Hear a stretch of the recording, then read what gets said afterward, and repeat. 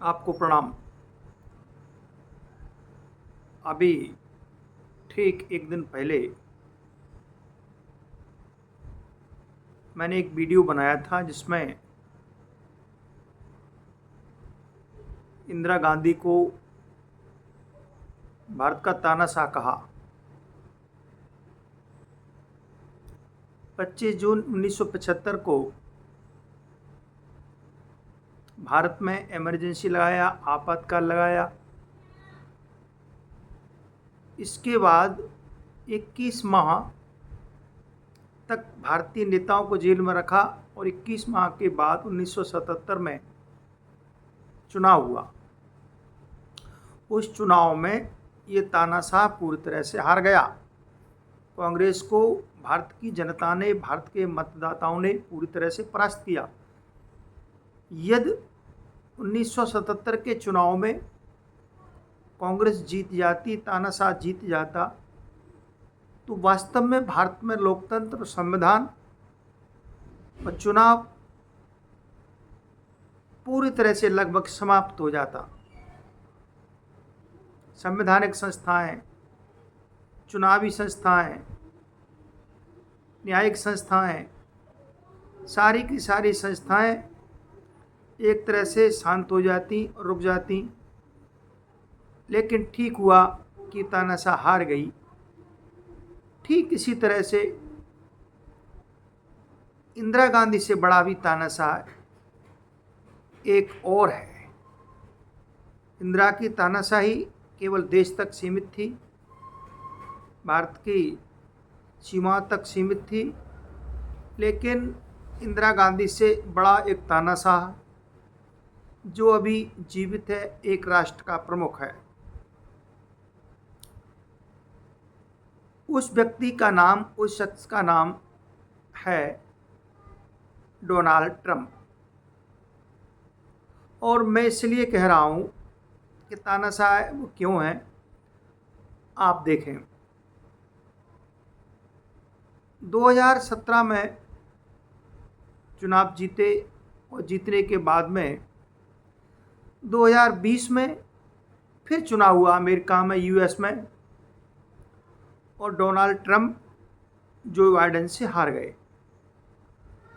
हारने के बाद अमेरिका में क्या हुआ आप सबको पता है। अधिकांश हिस्सों में हिंसक घटनाएं हुई, व्हाइट हाउस को घेर लिया गया।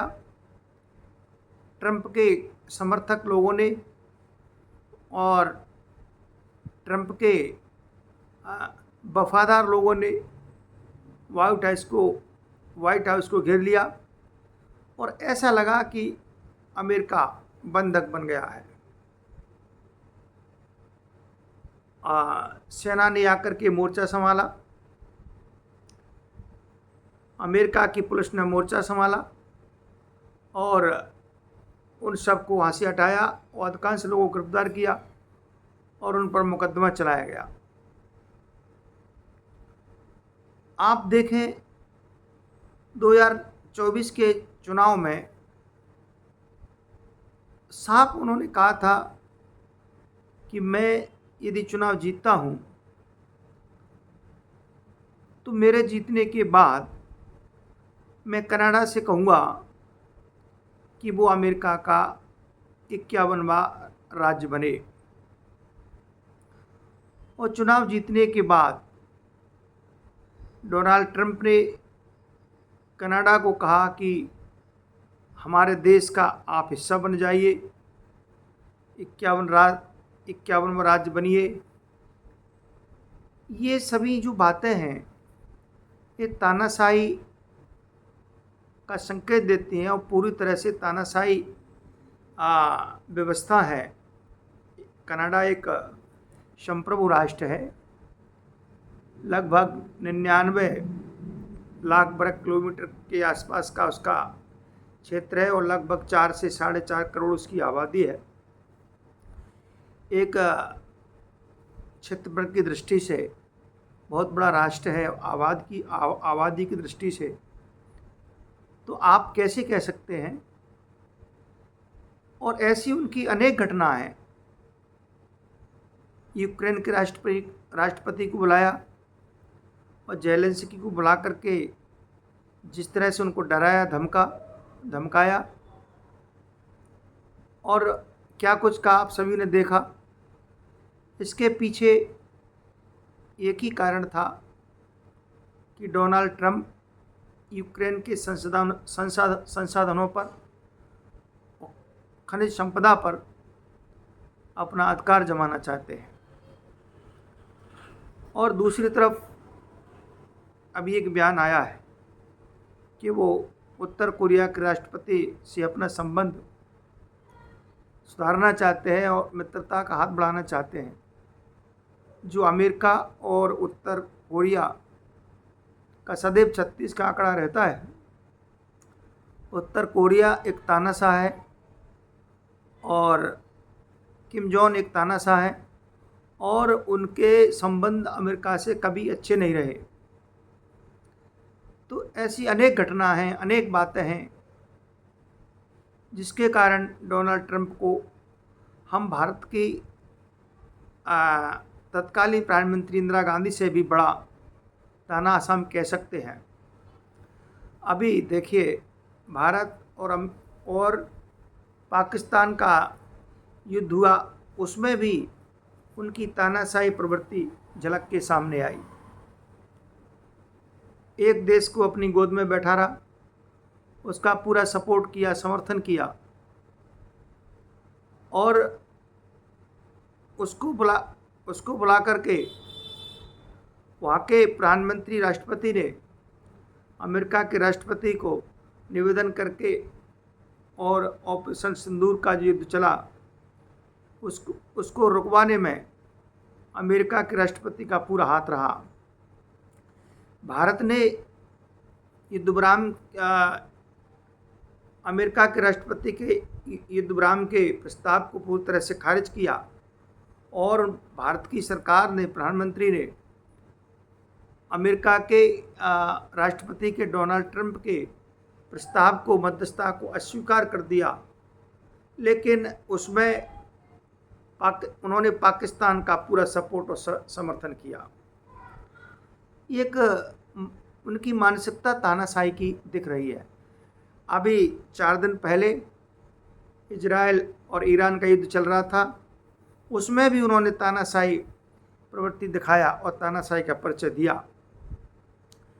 इजराइल और ईरान का युद्ध चल रहा था, बीच में ही अमेरिका ने ईरान पर अटैक किया और उसके कई हिस्सों को नुकसान पहुंचाया।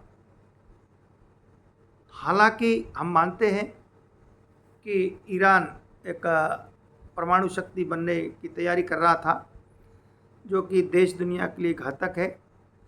लेकिन अमेरिकी राष्ट्रपति की जो वृत्ति है, मैं उसकी बात कर रहा हूँ। कहाँ क्या करना है, किसको क्या कुछ कहना है, ये उनकी जो मानसिकता है तानाशाह को दर्शाती है, अधिनायकवाद को दर्शाती है, साम्राज्यवादी व्यवस्था को दर्शाती है। अनेक ऐसी घटनाएं और विषय हैं जिनको लेकर के और अमेरिकी राष्ट्रपति को हम विश्व का बहुत बड़ा तानाशाह कह सकते हैं। टैरिफ को लेकर के उन्होंने जो बयान दिया, ऐसी कई घटना हैं, कई बातें हैं। तो आज का जो विषय है वो ये है कि भारत से भी बड़ा तानाशाह, पूरे विश्व का तानाशाह डोनाल्ड ट्रंप है।